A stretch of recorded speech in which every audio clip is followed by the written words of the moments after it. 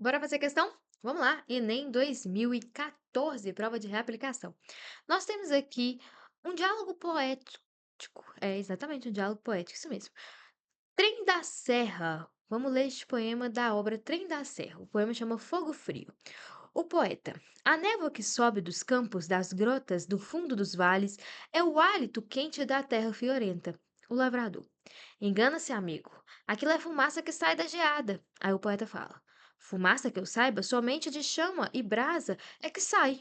O lavrador fala: E acaso a geada não é fogo branco caído do céu? Tostando tudinho, crestando tudinho, queimando tudinho, sem pena, sem dó? Diálogo aqui em formato de poesia, né, gente? Neste diálogo poético, encena-se um embate de ideias entre o poeta e o lavrador. O que nós temos aqui? Em que a vitória simbólica é dada ao discurso do lavrador e tem como efeito a renovação de uma linguagem poética cristalizada. Olha lá, nós temos aqui que o poeta chega e fala: a névoa que sobe dos campos, das grotas, do fundo dos vales é hálito quente da terra, friorenta. Aí ele fala: engana-se. Aquilo é fumaça que sai da geada. Fumaça que eu saiba somente de chama. Aí o lavrador chega e dá a cartada final. E a casa geada não é fogo branco caído do céu? Tostando tudinho, crestando tudinho, queimando tudinho, sem pena, sem dó. Porque geada queima, né, gente? Queima as folhas ali, sim. E aí ele chega e fala: isso aqui é fumaça. Aí o outro fala: não, a fumaça só tem de fogo. Ele: também tem de geada, porque geada também queima. Então nós temos aqui que de fato há uma vitória simbólica do lavrador, que é dada no discurso aqui em que o lavrador ele explica por meio da linguagem poética, de uma linguagem estética, né? Que ele chega e fala assim: não é fogo branco caído do céu, tostando tudinho, crestando tudinho, queimando tudinho, sem pena, sem dó. Uma linguagem estética, uma linguagem poética, uma linguagem estética, né? Usando aqui de metáforas, usando de comparações, fazendo comparações entre o fogo e a geada em si, da mesma forma que o fogo queima, a geada também queima, mata, tosta, tosta que vem pela frente. Então a gente de fato aqui tem que, pô, o poeta não conseguiu perceber essa figura de linguagem, de comparação aqui, né, entre a geada e o fogo. Mas o lavrador, que está acostumado com isso, que vê geada todo dia, que vê a plantação sendo prejudicada todo dia, percebeu. E não só percebeu, como trouxe isso em uma linguagem muito estética.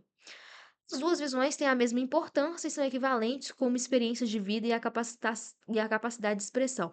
Não, gente, nós temos aqui que um vai contra o outro. E quando o lavrador diz a opinião dele, diz o que ele está pensando, ele fundamenta, né? Ele fundamenta. E aí acaba a discussão. Realmente, você fala assim, não, realmente a geada queima. Então as duas visões, elas não estão no mesmo patamar. É um embate, né? Olha lá, o enunciado já fala, é um embate. Quem que ganhou? O autor despreza a sabedoria popular e traça uma caricatura do discurso do lavrador, simplório e repetitivo. Gente, esse lavrador é super inteligente. Ele usa uma linguagem mais rebuscada, ele tem conhecimento, né? Não é simplório, não é repetitivo. Pelo contrário, ele consegue comparar a geada ao fogo, porque a geada queima da mesma forma. Da mesma forma não, né? Tipo, as imagens contraditórias de frio e fogo referidas à geada compõem um paradoxo que o poema não é capaz de organizar. Oi, gente, eu acho que o poema organiza, sim, e não vejo aqui um paradoxo. Tem uma antítese, né?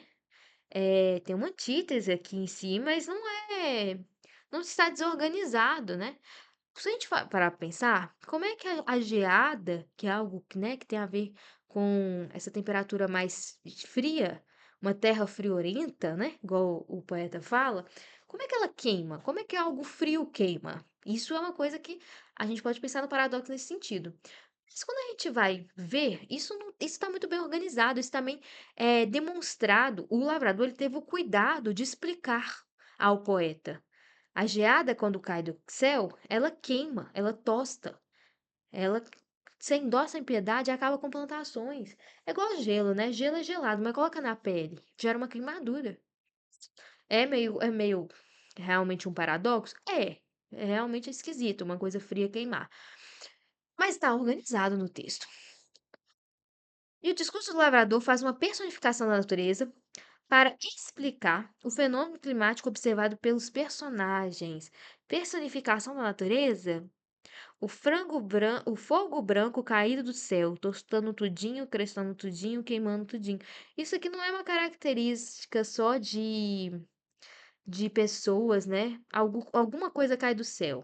Ou pessoas podem cair, mas outras coisas podem cair, né? Coisas podem cair do céu. Isso queima, a geada queima, tosta. Não é, pessoas não queimam, pessoas, assim, pessoas são queimadas. Elas podem queimar, sim, se elas ligaram fogo em algum lugar, sim, elas estão botando fogo, né? Mas se a gente parar pra pensar, o próprio fogo queima. Entendeu? A churrasqueira queima, sei lá, alguma coisa nesse sentido. Então não há uma personificação, porque a personificação é quando a gente atribui características de seres animados a seres inanimados. Por exemplo, a geada é inanimada, mas eu tô colocando características de ser animado? Não. Nós não temos isso aqui. Então, muito cuidado. Beleza? Nós estamos trazendo características de questões climáticas mesmo, de temperatura mesmo. Faz parte. E não é uma questão fácil, né, gente? É uma questão muito difícil, porque ela também é meio fora dos padrões do Enem. Eu não recordo de outra questão do Enem. E olha que a gente resolve questão aqui o tempo inteiro, o dia inteiro. Tem milhões de questões aqui no nosso YouTube. Mas eu não recordo de uma questão sobre embate poético. Isso aqui é um gênero, o gênero em si, ele é inovador, né, ele é diferente, a gente não está acostumado tanto assim. Então, o próprio texto, o entendimento, a interpretação do texto já traz uma complicação, né, para a nossa vida. E aí, as alternativas também têm distratores, e aí a gente fica confuso, e aí já viu, né, não é uma questão fácil. Literatura, inclusive, geralmente é assim. Mas agora, ó, me conta aqui embaixo se essa questão fez mais sentido para você, que se você agora compreendeu bem o que era solicitado pelo comando. Um beijo e até mais.